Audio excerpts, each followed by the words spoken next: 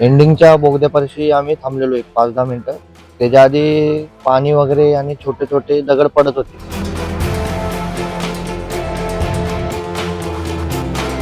थोडस एक 20 फुटाच्या अंतरावरती जाताना वरून एकदम मोठा दगड पडला. मोठ्या दगडासोबत जो समोर जी कमान बनवली आहे त्यांनी, आम्ही जेव्हा थांबलो तेव्हा आम्हाला वाटलं की वरून पूर्ण ब्रिज खाली पडू शकतो आमच्या अंगावर, म्हणून आम्ही रिटर्न गेलो. सोमवारी पहाटे 3 वाजता पुण्यावरून मुंबईला येणाऱ्या मार्गिकेवरती मिसिंग लिंक वरती मोठ्या प्रमाणामध्ये दरड पडली होती आणि याच घटनेचे साक्षीदार हे तिघे आहेत. रात्री पहाटे 3 वाजता हे लोक तिथून येत होते आणि संपूर्णपणे दरड पडताना ह्यांनी पाहिली आणि त्यानंतर इमर्जन्सी बटन आहे ते दाबण्यात आलं होतं. त्याचबरोबर कंट्रोलला फोन करून घडलेली घटना सुद्धा या ठिकाणी आहे ती सांगितलेली आहे. नेमकं कसं काय झालं होतं, काय पाहिलं तुम्ही?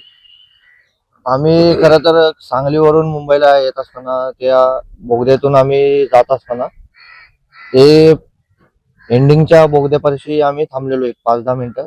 त्याच्या आधी पाणी वगैरे आणि छोटे छोटे दगड पडत होते. आम्ही थांबून थोडं म्हणजे विचार केला की आपल्याला जायला भेटेल का नाही, पण घरातले वगैरे सगळे म्हणत होते की नको जायला, रिस्क आहे.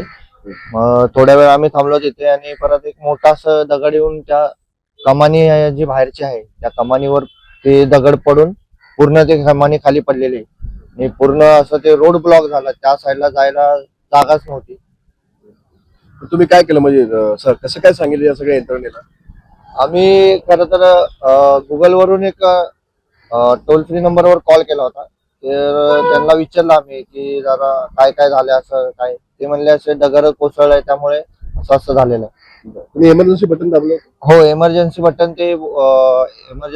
ते ह्याच्यात बोगद्यामध्ये आहे ते प्रेस केलं होतं आम्ही आणि तिथून ते टोचनची गाडी आली होती. काय विदारक सगळं चित्र होतं काल तुम्ही पाहिलं तिथे? ज्यावेळेला आम्ही आतमध्ये गेलो तर बघतोय तर समोर थोडंसं पाणी पडत होतं. पाणी पडताना आम्ही जरा उतरून खाली गेलो तर छोटे छोटे दगड वगैरे पडायला चालू होते.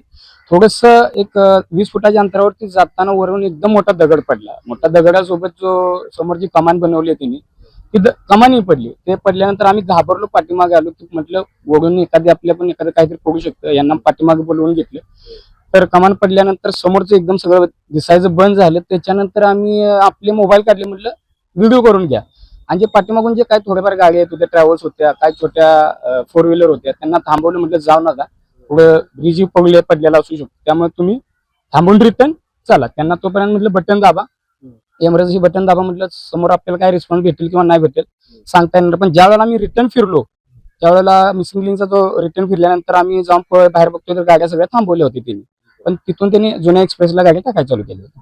म्हणजे मोठी दुर्घटना होती, सुदैवानं नाही तर जीवितहानी मोठी झाली असती. हो हो, खूप मोठी जीवितहानी झाली. आम्ही उतरल्यानंतर आम्हाला असं वाटलं की एखादी गाडी पण सापडली असेल, त्याच्यानंतर ब्रिज पण पडलेला असेल असं भीती वाटत होती, मनात होती भीती.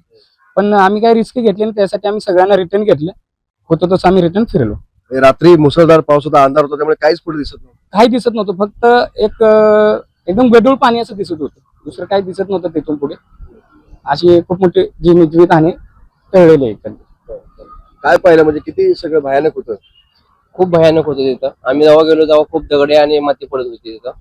आम्ही जेव्हा थांबलो तेव्हा आम्हाला वाटलं की वरून पूर्ण ब्रिज खाली पडू शकतो आमच्या अंगावरती, म्हणून आम्ही रिटर्न गेलो, समोर नाही गेलो तिथं. तुम्ही काय तुमची मागणी? म्हणजे सरकारने पेट्रोलिंग वगैरे केलं पाहिजे कंटिन्यू तिकडे? म्हणजे आता सरकारने दखल घेतली पाहिजे. लोकांना म्हणजे असं गैरसोय झाली नाही पाहिजे लोकांची. आणि आम्ही ट्रॅफिक मध्ये जेव्हा अडकलो होतो तेव्हा आमची खूप गैरसोय झाली. पाणी वगैरे आम्हाला काही तिथे मिळलं नाही. 5 तास आम्ही तिथे अडकलो होतो. मग तुम्ही कुठे जुन्या रस्त्याला अडकले की मिसिंग लिंक मध्ये अडकले? मिसिंग लिंकला अडकलो नाही आम्ही मुंबई पुणे एक्सप्रेस वे आहे तिथे अडकलो होतो 5 तास. मग तुम्ही काय म्हणाल की हे संपूर्ण काल दुर्घटना घडली, नशीब वेळेत लक्षात आली म्हणून, तर काय कंटिन्यू पेट्रोलिंग ठेवायला पाहिजे इकडे? 100% ठेवलीच पाहिजे. मला तर असं वाटतं की मिसिंग लिंक नवीन केलं, आत्ताच 2 महिने उद्घाटन झालेले आपले. तर सरकारने कमीत कमी, जास्त काय मागणी नाही आमची, पण 1-1 किलोमीटर आतमध्ये त्यांनी तत्पर जे इमर्जन्सी जे लोक असतात त्यांची सरकारची, त्यांनी आतमध्ये ठेवली पाहिजे. अशा घटना आत्ताही घडल्या, तिथून पुढे घडू शकतात, भविष्यात इथून पुढे घडू नये पण घडू शकतात. त्यामुळे हा पावसाळा तर चालू आहे, त्याच्यामुळे काहीतरी थोडी त्यांनी घेतलं पाहिजे रिस्क म्हणून आतमध्ये. नक्कीच आपण पाहतो की मिसिंग लिंक मध्ये आहे ते काही यंत्रणा बसवण्यात आल्या जेणेकरून यंत्रणेला आहे या ठिकाणी पोलिसांना, वाहतूकांना अलर्ट मिळेल. मात्र ते असतानाही जर तिथे माणसं तैनात केली, काही पोलीस तैनात केले, 1-1 किलोमीटरवरती कर्मचारी तैनात केले, तर मात्र त्यांच्या पेट्रोलिंगमुळे अशी जर घटना घडली तर वेळेत लक्षात येईल आणि पुढची मोठी दुर्घटना टळू शकते, अशा प्रकारचं त्यांच्याकडून स्पष्ट करण्यात आलेलं आहे. विनायक पडेल, एबीपी माझा, नवी मुंबई. एबीपी माझा, उघडा डोळे बघा नीट.